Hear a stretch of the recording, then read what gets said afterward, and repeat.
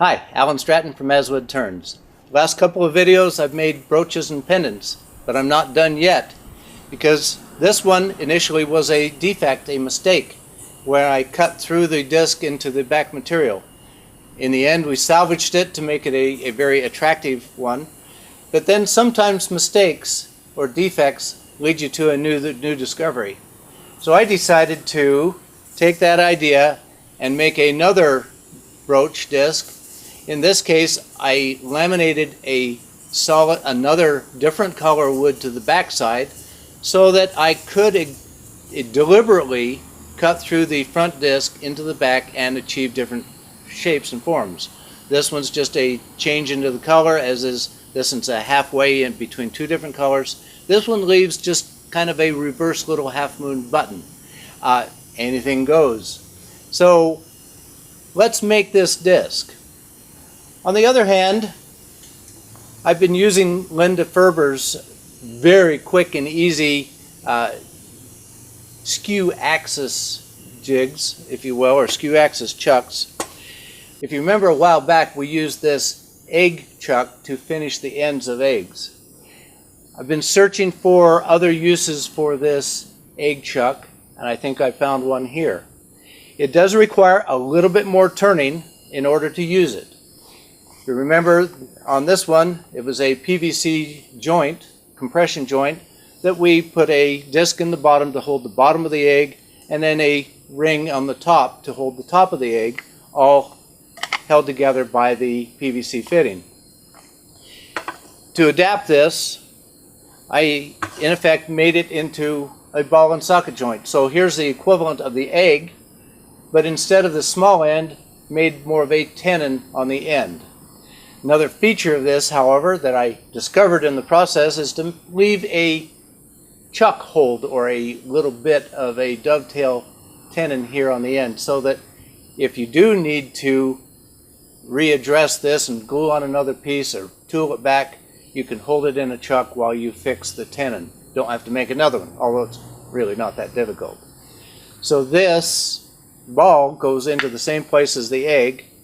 Then I had to make a larger retaining ring, and that's where plywood such as this or even solid wood failed me.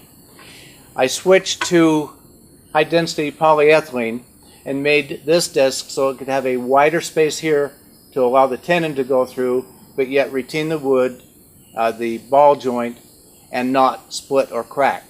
So this is shaped to fit inside the PVC ring, and then the tenon goes through that hole into there, and then this then goes.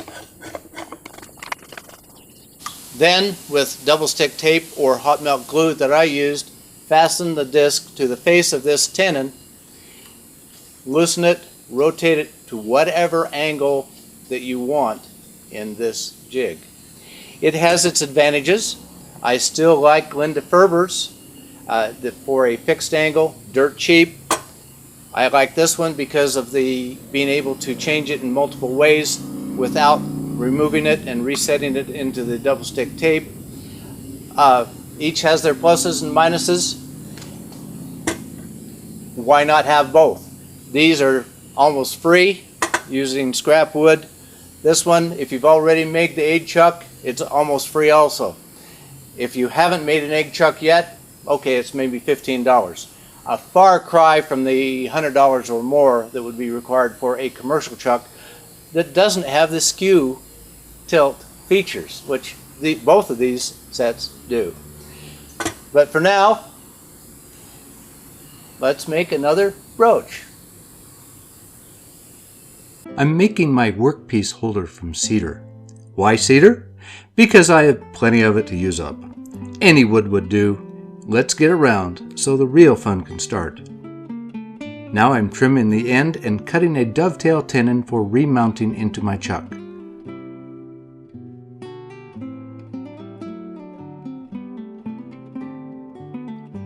After remounting it into the chuck, I'll narrow it down to about 2-inch in diameter.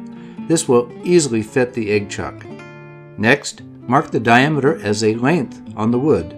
Then approximate lines to cut it into an octagonal shape. No need for a perfect sphere, so approximate will do fine. The lines are for the ends, middle, and corners of the octagon. Then proceed to cut an approximate octagon, then round it over into a sphere. I'm leaving a stepped tenon.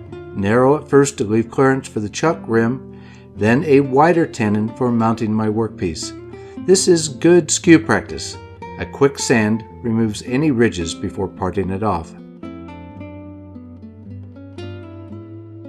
Then, as I checked my work against the egg chuck, I realized an error. My tenon has to be small enough to fit through both the fitting's top ring and my insert that keeps pressure on the ball joint. I also need a new insert to go below the top of the PVC fitting. This ring retains the ball. The center hole needs to be small enough to keep pressure on the ball, but large enough to fit over the tenon. With my ball's diameter at about 2 inches, about 1.5 inches should do fine. I'm using a small piece of high-density polyethylene. Why plastic? Well, because any wood would have short grain and break. At first, I'm holding it against the faceplate with the tailstock while I cut it round and size to fit inside the top fitting ring. With my skew and scraping mode, long ribbons of plastic peel off easily. It's almost pretty, but I still prefer wood shavings. I'm shaping it to fit inside the top ring of the PVC with a short tenon to fit the through hole. Next, I'm using hot melt to hold the high-density polyethylene while I cut the center hole. A parting tool makes short work of cutting out the center.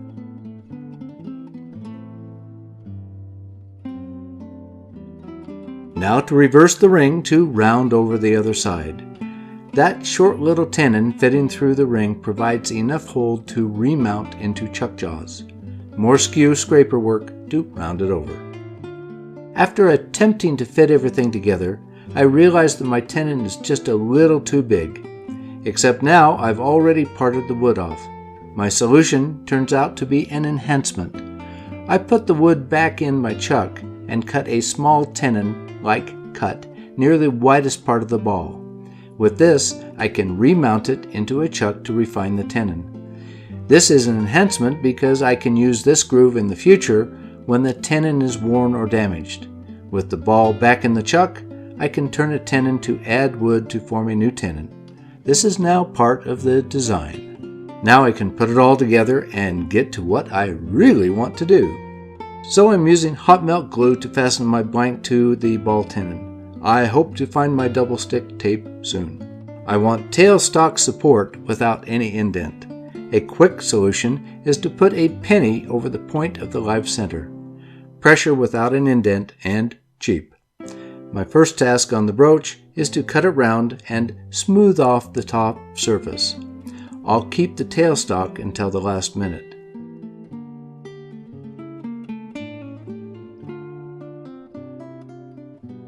Then sand the top surface now, because it will be tough to do after the features are cut in. Now the real fun begins. I'm loosening the PVC ring and retightening at an angle. The tailstock is useful to figure out where the new center will be. I'm cutting my first feature with a small gouge before sanding only this feature. My intent is to cut completely through the top layer into the lower layer of padauk. Now for the next feature. Loosen the ring and move it to another position, again using the tailstock as a guide. Then cut and sand this feature with a slightly different profile. Same thing for the final tenon. Loosen, adjust to a new position, tighten, cut, and sand. With the turning done, I sanded the back, signed the back, applied shellac, and buffed the brooch. I'll add a finding a bit later. I like my brooch. I'll add this egg chuck adaptation to my portfolio and use it more later. It has some advantages and disadvantages over Linda Ferber's chucks, so I'll use whichever fits my project best. We'll see you again next week. Please leave your comments, if you can find it, please click the like button. And if you haven't subscribed, please subscribe to both my website and YouTube channel. Always wear your full face shield. Goggles are not enough. Until next time, this is Alan Stratton from As Wood Turns.